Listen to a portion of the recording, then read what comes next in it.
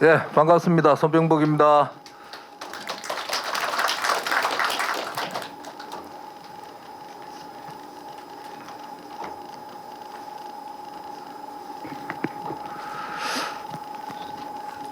우선 연초에 우리 언론인들 여러분 다 모시고 또 이렇게 대화를 나누고 소통을 할 수 있어서 대단히 영광으로 생각을 하고 또 이렇게 많이 바쁘실 텐데 참석해 주신 데 대해서 감사의 말씀을 드리겠습니다. 그리고 작년 한 해 참 어려웠죠. 작년 한 해 참 어려운 속에서도 아까 보고가 있었습니다마는 이러한 이 산불로부터 또 이 태풍, 갑작스러운 폭우 여러 가지 일들이 있었지만은 울진군의 산불 피해는 지금도 보상이 진행이 되고 있습니다마는 또 원만하게 되어 가고 있고 또 나머지 부분들 큰 피해 없이 이렇게 지나갈 수 있었고 또 여러분들이 국민들의 여론을 잘 이끌어 주신 데 대해서 감사의 말씀을 드리겠습니다.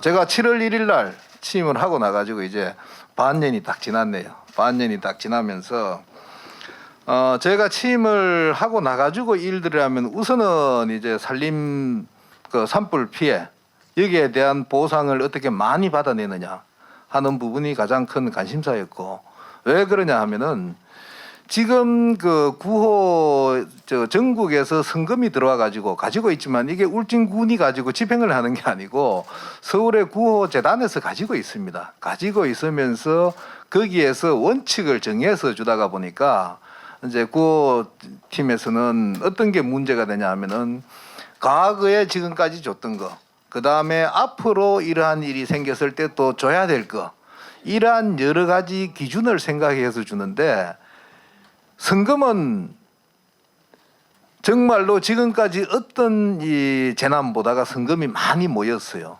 이게 많이 모이니까 더 고민이 되는 거예요, 이게.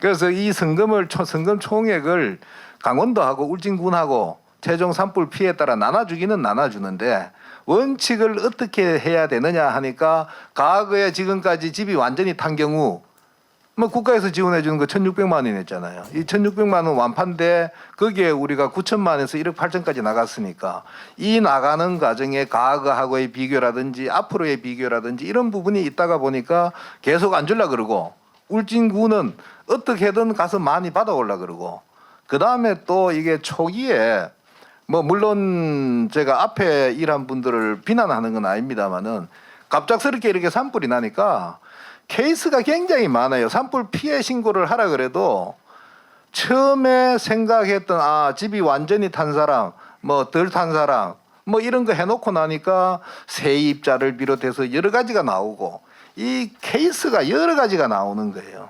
그러다 보니까 처음에 피해 조사를 했던 부분하고 가면서 새로 생겨나는 부분들하고 또 구호재난 쪽에서 내려와서 실제로 저희들 손해 사정인을 넣어가지고 조사를 한 부분하고 차이가 막 나죠. 차이가 나는데 저는 어떻게든 간에 울진군에서 손해본 건 조금이라도 다 집어넣어라. 전부 다. 아무리 늦어지더라도.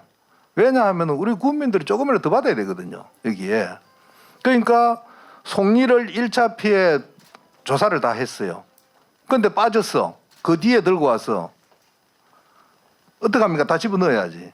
또 하다가 보니까 산을 빌려가지고 송이를 빌려준 사람이 있고 또 산주가 있고 여러 가지 새로운 케이스가 나오는 거예요. 이러한 케이스들을 몽땅 수용을 해서 우리 울진 군민들한테 가장 많은 소득이 올 수 있는 이러한 구조로 진행하고 있다. 이렇게 말씀을 드리겠습니다. 그러한 데서 이제 시간이 많이 지나갔고 그 다음에 읍면에 이제 어떠한 현안 사업들이 있느냐 이걸 둘러보기 위해 가지고 읍면에 이제 간담회를 했어요. 우선은 현안 사업들이 그동안에 못했던 사업들이 읍면에 어떤 게 있느냐 해서 전체 얘기를 들어보고 그렇다고 예산이 한정이 돼 있는데 다는 들어줄 수는 없지만은 일반 보편적으로 국민이라면 누려야 될 복지가 있습니다. 이게 평균적으로 예를 들면은 어느 정도의 기른도 보장을 해줘야 되는 거고 또 이 물 이러한 부분들은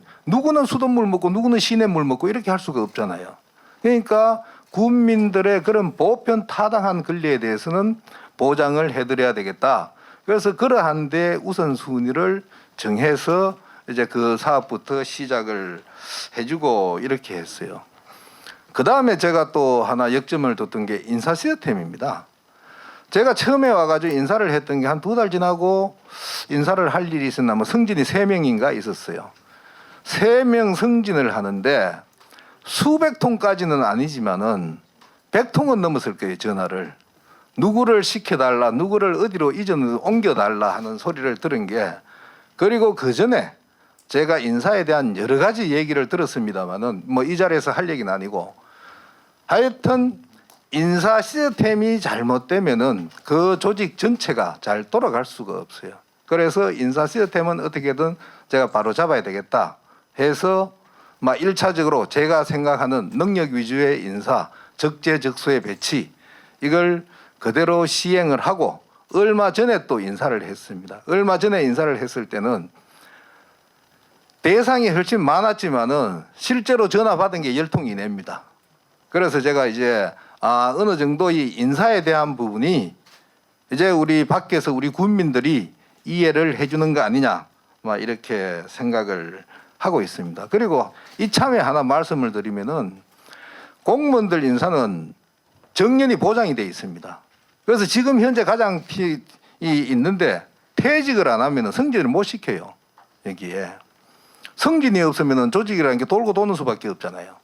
그러면은 이 인사를 크게 보면은 채용하는 부분도 인사고, 그 다음에 승진을 시키고 하는 부분도 인사고, 그 다음에 적재적소에 배치를 하는 부분도 인사지 않습니까?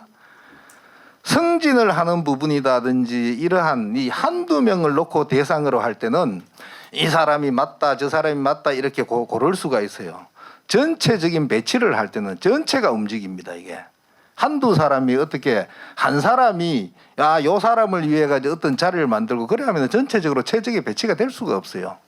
그런데 이런 걸 가지고 갑론을박하는 사람들은 인사를 모르는 사람들이라고 제가 단정지어서 얘기를 할게요. 그 부분은 다른 어떤 인사의 다른 요인이 있거나 다른 게 개입이 되지 않고 능력에 따라서 적재적소 배치를 하는데 요 사람만은 특별히 잘못됐어 이렇게 주장을 하고 얘기하는 사람들은, 그 전체를 갖다 놓고 다시 보지 않고 그렇게 얘기하는 사람들은 다른 생각이 있거나 인사를 모르거나, 저는 이렇게 생각을 합니다. 우선 어쨌든 인사 시스템에 대해서 가감하게 이러한 분들은 혁신을 해나간다는 말씀을 드리고, 그 다음에 한 가지 더 중점적으로 했던 것은 아까 나왔습니다마는 국가산업단지 유치가 되겠습니다. 이 국가산업단지 유치도 아까 설명할 때 조금 부족한 부분이 있었는데, 저거의 핵심은 제가 공약사항으로 울진군의 산업단지 유치를 하겠다고 했어요. 사업이라는 것은 사업을 하는 사람들이 경쟁력이 있어야지, 경쟁력 없이는 어떤 사업이든 인과관계에서 연으로 해서 절대 안 들어옵니다. 그게 어떤 사업가가 자기 평생을 걸고 자기 전 재산을 걸고 사업을 하는데 누구를 잘 안다고 해서 들어오고 그런 일은 있을 수가 없어요. 그럼 우리 울진군에서 사업을 유치를 하기 위해서는 가장 승부를 걸어야 되는 부분이 뭐냐? 전기세입니다. 지금 원자력 발전소가 6개 호기가 돌아가고 있고 앞으로 4개 호기를 더 지어서 10개 호기, 세계 최대의 원자력 단지가 된다고 이러는데, 그걸 활용을 해서 전기값을 싸게 내라. 울진군이 이렇게 희생을 했으니까 이렇게 해서 기업을 유치를 하는 수밖에 없어요. 이게 그랬을 때 울진이 가지고 있는 교통이라든지 여러 가지 불리한 점을 커버를 할 수가 있습니다. 이게 그래서 제가 그때 공약을 했을 때 전기 다소비 업종에 대해서 공단을 유치를 해서 하겠다. 그러면서 제가 이철우 지사님과 한때 건의를 했던 게 전기요금 차별제를 합시다. 지역에 따른 차별제를 합시다. 어차피 원자력 발전소에서 만든 걸 송전선로 비용이 없이 멀리 안 들어가고 이렇게 하는데 가까이에서 쓰면은 그만큼 깎아줘야 되는 거 아니냐. 이렇게 해서 경상북도에서 이철우 지사께서 이 차등제를 계속 얘기를 하고 있어요. 계속 얘기를 하고 있는데, 원자력 수소가 뭐냐? 원자력 수소의 가장 큰 경쟁력은 전기 요금입니다. 이 물을 전기 분해하기 때문에 전기 요금이 가장 큰 관건이에요. 그럼 우리나라 전기법상에서 우리나라는 발전소가 전기를 전부 한전으로 팔지 않습니까? 한전으로 팔기 때문에 모든 요금이 똑같아요. 쓰는 요금은. 원자력에서 60원에 전기를 팔아가지고 한전에 가서 한전은 가스 때는 100몇십 원짜리, 석탄 때는 100원짜리 이런 걸 전부 사가지고 섞어서 이렇게 내주고 돈을 받거든요. 그럼 그렇게 했을 때는 우리 울진이 경쟁력이 하나도 없습니다. 이게. 그래서 제가 이번 기회에 어떻게든 국가공단을 받아놓고 이 법을 바꾸려고 그래요. 그래서 제가 총력을 하고 있는 겁니다. 자, 그게 어떤 논리냐? 우선은 물을 분해해가지고 거기에서 수소를 만들어내요. 수소를 만들어내는데 원자력 발전소에서 나오는 수전기, 그 모든 발전소가 수전기가 터빈을 돌려가 전기를 만들어내는데 그 수전기를 끄집어내서 열을 그만큼 쓰게 되면은 단가가 낮아집니다. 거기에다가 전기 요금을 60원짜리를 쓰게 되면 단가가 낮아져요. 지금 모두 다 보면은 100원씩 전부 다 넘어가니까 절반 이하로 떨어지니까 전 세계적인 경쟁력을 얻을 수가 있어요. 그래서 우리가 주장을 했던 게 앞으로 3, 4, 5기까지 다 하고 나면은 울진군에는 비송전 전력이 생긴다. 그게 무슨 얘기냐? 지금 현재 이 송전 선로 갖고는 모자란다. 그러니까 비송전 전력이 있으니까 이 비송전 전력으로 원자력 수소를 만들어내야 국가 경제적으로 이익이 되고 한전은 아무런 손해도 안 봅니다. 이걸 심사위원들이나 다들 듣도록 설득을 한 거예요. 그걸 알아듣도록. 그 말 자체 이해를 못하고 거기에 대해서 우리가 정상적으로 사업을 신청하듯이 예타 신청을 해서 60원짜리 전기를 쓰게 해 주십시오 하고 예타 신청을 먼저 집어넣어가지고 이 사업이 통과가 안 돼요. 그래서 우리는 비송전 전력이 생기기 때문에 이 비송전 전력 60원짜리를 쓰더라도 누구한테도 손해를 안 준다. 이걸로 할 테니까 국가산업단지부터 먼저 만들어 주세요 하고 올라가 있는 거예요. 이게. 거기에 대해서 이제 어쨌든 지금 현재상으로 3, 4, 5기까지 되면은 비송전 전력이 생기니까 모든 심사위원들이 내려와서 그걸 이해를 했고 그 다음에 두 번째로는 한수원의 협조가 있어야 돼요. 왜냐하면은 한수원에서 수전기를 준다든지 그러면 한수원에서 그리드에서 전기를 바로 물려줄게 하는 이 승인들이라든지 이러한 부분에 협조가 있어야 되는데 한수원은 그러면은 발전본부가 있는데 다 똑같은 입장이 되는 거예요.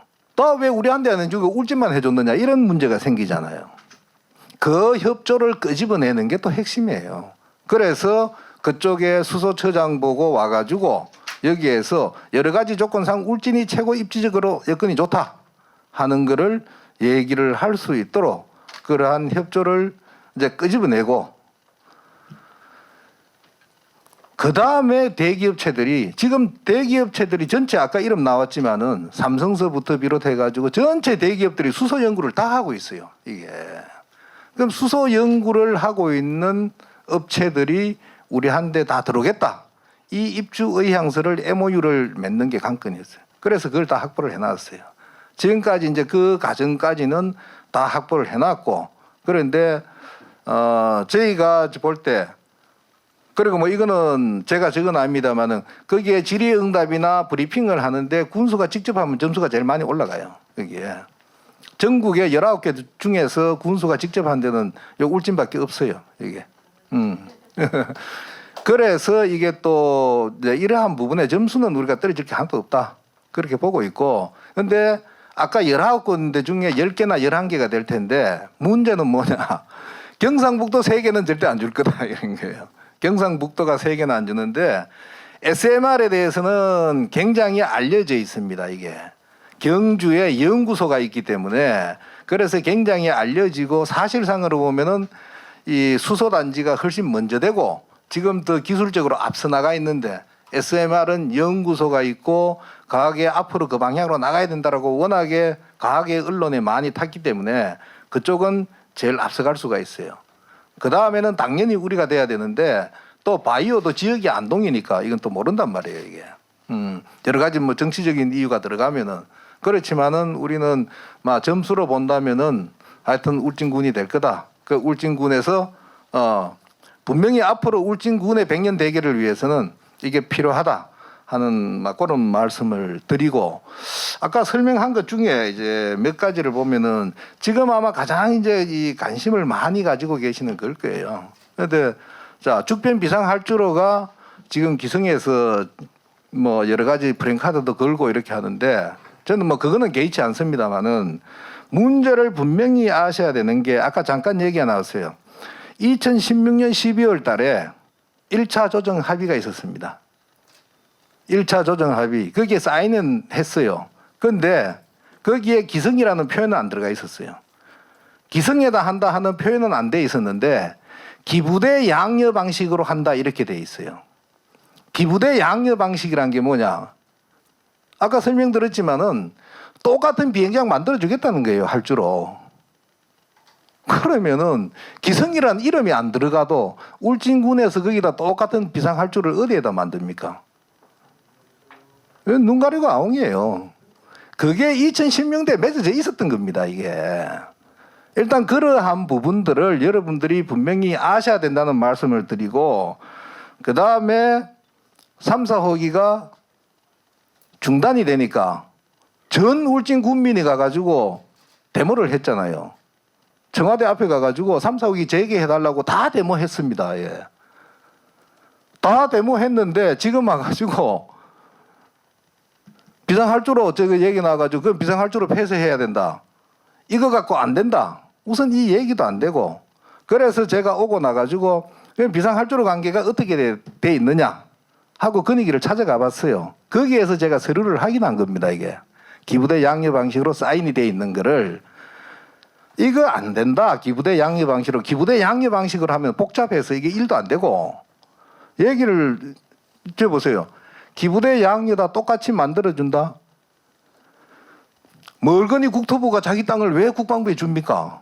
저기에 안 주잖아요. 거기에다가 양쪽에 서로 맞추기도 어렵고, 그래서 자, 울진군은 모르겠다. 울진군은 폐쇄다. 무조건 폐쇄해라.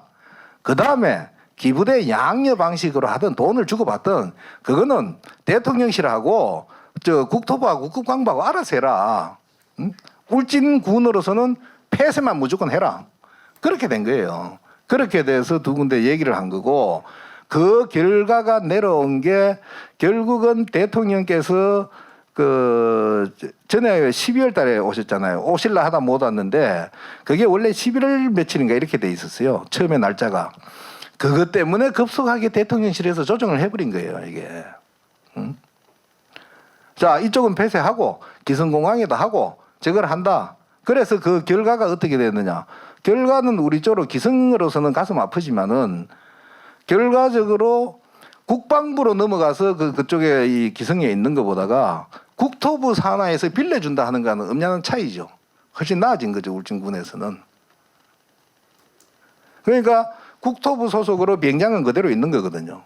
거기에다가 국방부가 필요할 때에 훈련상 필요할 때 빌려 쓰는 거지 않습니까, 이게. 결과가 그렇게 된 거죠. 우선 거기에 대한 말씀을 하나 드리고, 그 다음에 또 이 골프장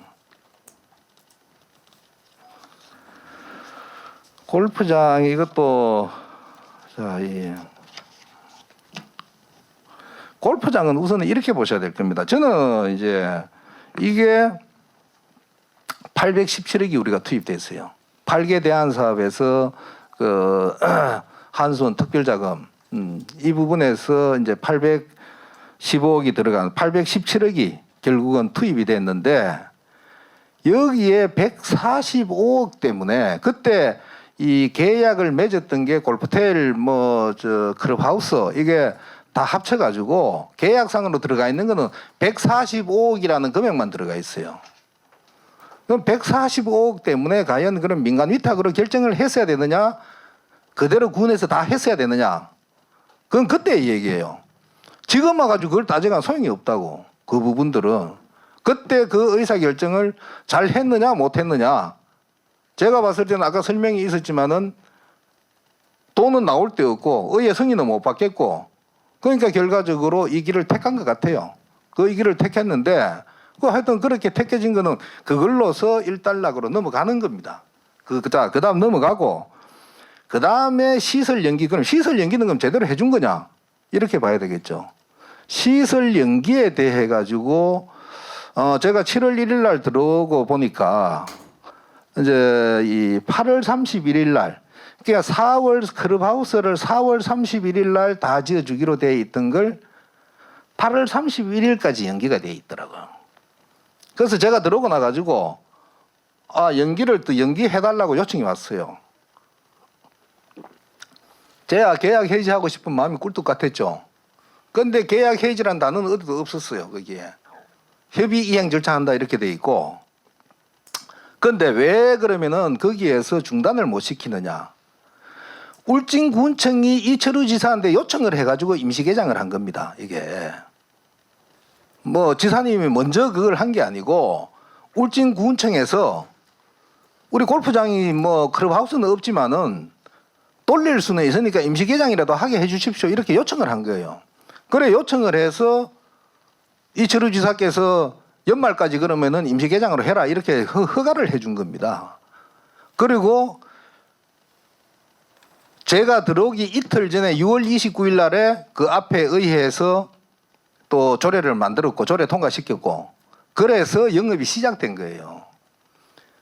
2달 영업을 시켜놓고 6월 달까지 12월 말까지 이렇게 했는데 2달 시켜놓고 장난치는 것도 아니고 거기에서 가동 중지고 뭐 하고 이게 법적 절차 들어갈 수가 있습니까? 없잖아요. 거기에다가 바로 법적으로 붙으면은 우리가 손해를 봐요. 여기에. 왜? 앞에서 계약 해지라든지 이러한 거를 분명하게 언급을 하고 갔어야 되는데 계약 조항에 그런 게 전혀 없단 말입니다.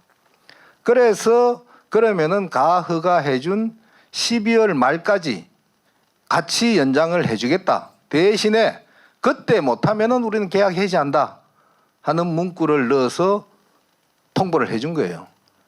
이때서부터 모든 걸 변호사 자문을 받으라 그랬어요. 레터 하나 오고 가고 하는 것도 전부 변호사 자문을 받아가지고 해라. 이게 부서에서 판단하지 말고. 이게 군수가 혼자 앉아가지고 군수가 신입니까? 안 그렇잖아요.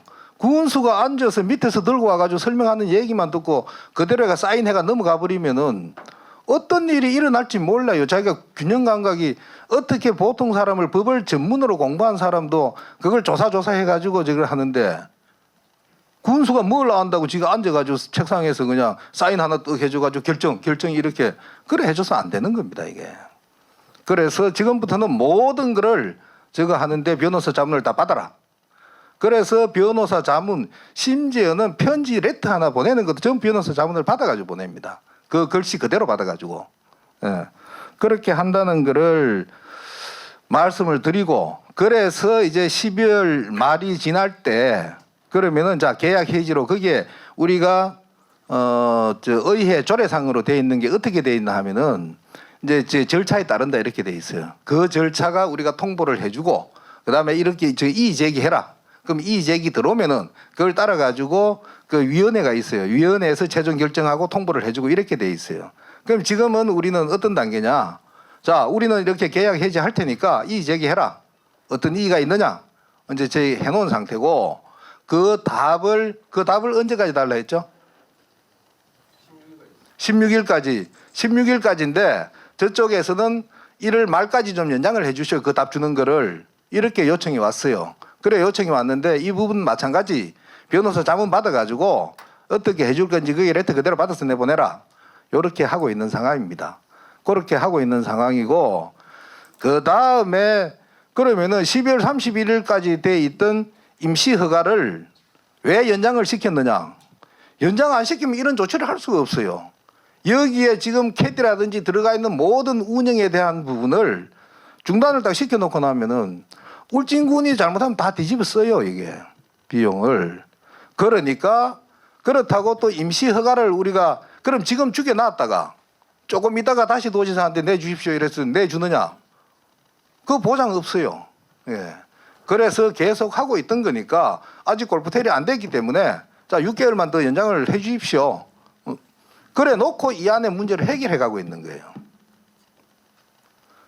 일단 그렇게 말씀을 드리고 이게 모든 부분은 이 골프텔이나 이 계약상 안 지켜진 데 대해서는 저희는 분명하게 계약 해지라고 했기 때문에 어떻게 그걸 법적으로 하느냐 하는 절차를 밟고 있다. 그렇게 말씀을 드리겠습니다. 그래 말씀을 드리고 그 다음에 또 긴급벌채 관련해 가지고 저 앞에 뭐 이렇게 붙어 있는데 저는 신경은 안 씁니다만은 이게 참 저렇게 붙여놓을 일인가 하는 생각도 들고 그렇지만 국민들이 보시고 이제 판단해라. 저는 그래요. 뭐 누가 와서 뭐라든지 간에 전번에 마린 씨씨 건도 제가 그때 출장하고 겹쳐가지고 못했는데 한번 기자님들 모시고 설명회 하라 그랬잖아요. 설명회 해드리라 이래가지고 그때 부군수가 주재를 했을 거예요. 그래가지고 한번 했는데 국민들이 다 아셔야 되고 그걸 누가 역할을 해주셔야 되나 우리 기자님들이 역할을 해주셔야 된다. 그리고 국민들한테 직접 상대를 직접 소통을 할 일이 있으면 직접 소통을 하겠다. 그래서 진실을 알려야지 뭐 저렇게 갖다 붙인다고 거기 넘어가고 이제는 우리 국민들이 그렇게 해서는 안 돼요. 예. 그래서 우선 긴급벌채는 자 산불 피해 복구에 대해서 아까 잠깐 보고를 했죠. MOU를 맺은 게 6월 21일입니다. 예. 6월 21일 날에 울진군하고 산림조합하고 그 다음에 산림조합 주황해 그 경북하고 해서 이 세 군데가 이러이러한 방식으로 하겠다 하는 결정을 한 게 6월 21일 날이에요. 그리고 7월 11일인가 의회 간담회 할 때 거기에 가가지고 이런 방식으로 또 계약을 한다 하고 또 설명을 했고 제가 알기로는 6월 21일 날에 계약을 했으면은 그 이전에 이미 의회하고는 이런 방식에 대해서는 얘기를 했을 거예요.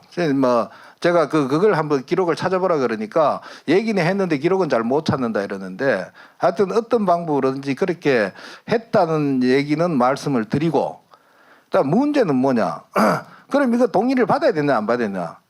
고의적으로 군청이 이거를 뺀 건 아니에요. 그리고 이 산림가에서 했던 거는 아까 얘기한 대로 자 이거를 의회 동의를 받아야 되느냐 안 받아야 되느냐?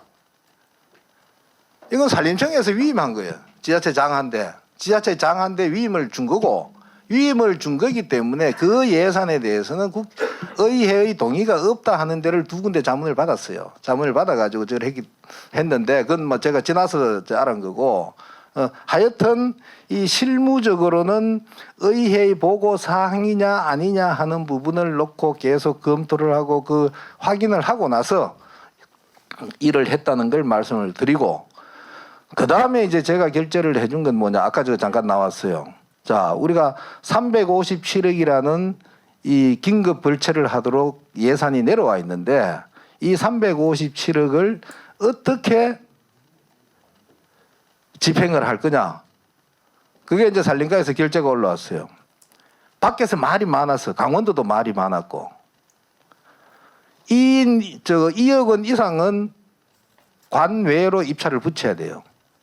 규정대로 하면은 규정대로 2억 이상은 관내 입찰로 다 붙여라.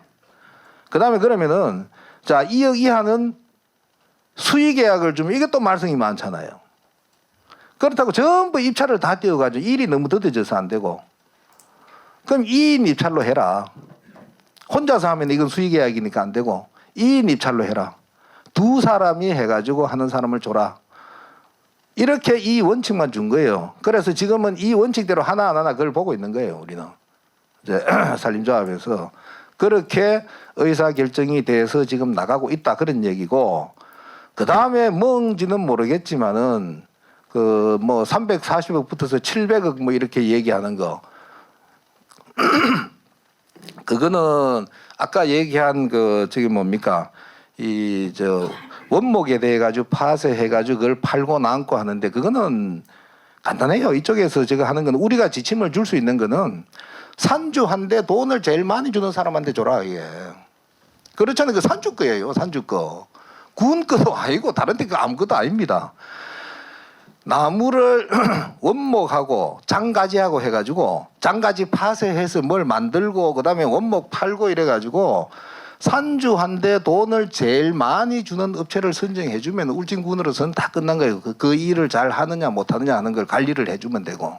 그래서 기본 원칙이 산주한데 제일 많이 주는 업체를 선정을 하는 거고, 거기에 따라서 정해진 게 아까 11만 원, 6만 원 이렇게 주는 걸로 된 게 다른 데보다 높다.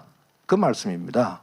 그래서 지금은 그거를 우리 공무원들이 몇이 안 되는 사람들이 못하니까 거기에 이제 위임을 줬는데, 그 위임 받은 데서 잘하고 있는지 그 감시를 잘하라고 제가 날인 날마다 시키고 있어요. 예.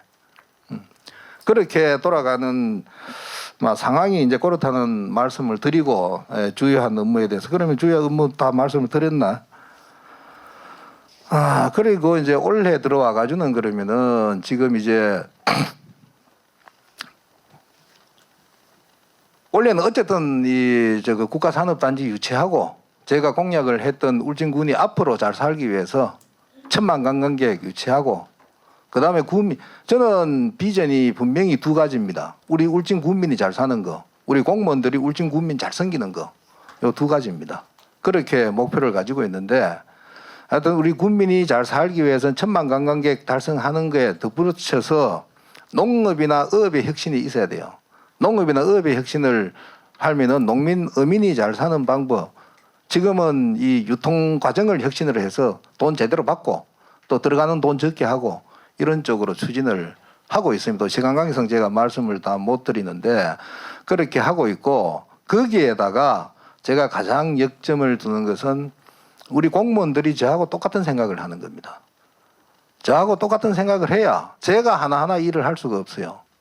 제가 관리 감독을 일일이 신경을 안 쓰고 내가 내 역할에 맞는 일을 하고 있더라도 내 생각하고 똑같이 현장에서 일을 해줘야 됩니다.